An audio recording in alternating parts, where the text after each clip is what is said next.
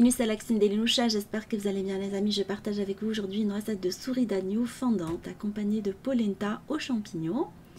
Alors pour rester dans le même esprit de cuisine italienne, j'avais réalisé une salade caprese aux courgettes. Alors j'ai déjà partagé avec vous la recette, je vous laisserai le lien en barre d'infos.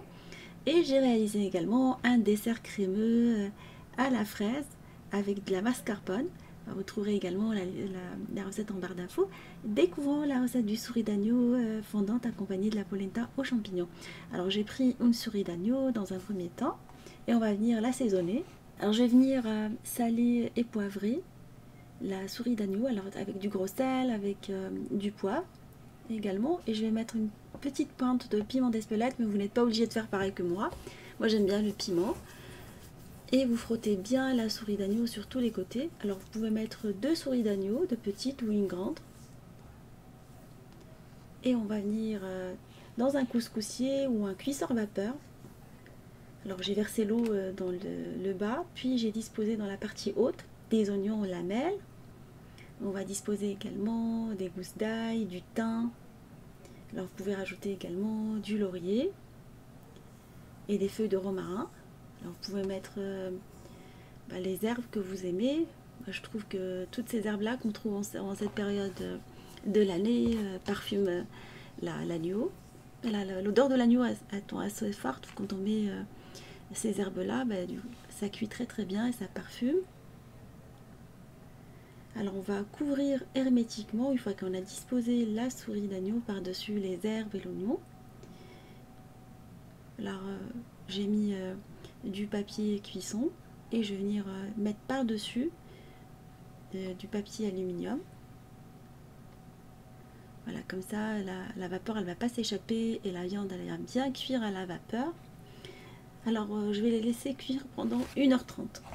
On va préparer la polenta dans l'eau chaude que j'ai portée à ébullition. Je vais verser la polenta, la semoule de maïs qu'on trouve dans le rayon des céréales, le riz, les pâtes. Excellente pour les personnes qui font attention et qui ne mangent pas de gluten, enfin, qui sont intolérantes au gluten ou tout simplement qui n'aiment pas. On va saler et poivrer.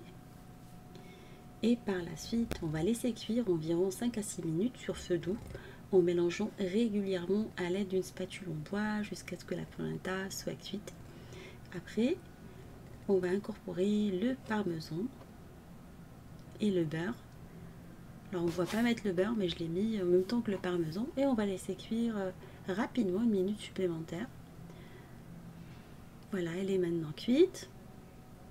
On va venir par la suite étaler la préparation dans un plat huilé sur 2 cm d'épaisseur. Alors je l'ai huilé avec de l'huile d'olive et la laisser refroidir au moins 1 heure au réfrigérateur une fois qu'on a bien égalisé la surface. Après on va venir la démouler et la découper à notre convenance. Vous pouvez la découper en carré, en cercle. Moi je vais faire quelques frites de polenta pour ma fille et le reste je vais réaliser des carrés pour accompagner par la suite le plat. Voilà, vous donnez les formes que vous souhaitez. On va badigeonner avec de l'huile d'olive et faire cuire le tout dans un four préchauffé à 180 pendant 25 minutes. En la retournant à mi-cuisson une fois. On va passer après à la préparation de la poêlée de champignons en nettoyant, en rinçant rapidement et en séchant les champignons. On va les couper en lamelles. Alors vous pouvez prendre une poêlée, mélanger le champignon si vous souhaitez, ou vous contentez que des champignons de Paris, comme moi aujourd'hui j'ai pas trouvé le reste. On va par la suite mettre dans une sauteuse de l'ail. Alors moi je râpe l'ail à chaque fois, je rajoute par-dessus de l'huile d'olive. On va venir par la suite mettre les épices tout de suite, un peu de piment d'Espelette ou du piment de Cayenne si vous n'avez pas ça. Moi j'aime bien ce type de piment. Il parfume subtilement les plats. Et on va faire colorer nos champignons. Il faut qu'il dégorge, qu'il n'y ait plus d'eau dedans. En fait, je vais laisser cuire pendant une dizaine de minutes, 10 à 15 minutes, 10 à 12 minutes plutôt. Et après cuisson, vous venez finissez en saupoudrant de la ciboulette ciselée ou les herbes de votre choix. Je trouve que la ciboulette se marie très bien avec.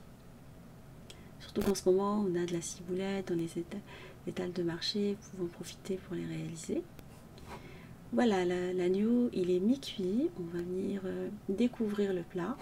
On va récupérer les gousses d'ail qu'on avait mis dans le plat, qui va nous servir après pour la marinade. Faites attention aux doigts quand vous récupérez. Et on va par la suite préparer une marinade à base d'ail et un petit mélange qu'on va réaliser avec du vinaigre balsamique, du miel et les gousses d'ail en pommade. Alors vous venez tout simplement appuyer dessus en pommade et mélanger le tout. On va badigeonner la viande du mélange et on va continuer la cuisson dans un four préchauffé à 240 pendant une vingtaine de minutes. On passe après au service. Après cuisson de la viande, on va dresser la polenta dans un plat de présentation et on va venir la garnir avec la poêlée de champignons et décorer de quelques copeaux de parmesan. Voilà, pour rester dans l'esprit un peu italien. On va disposer la viande à côté et servir le tout.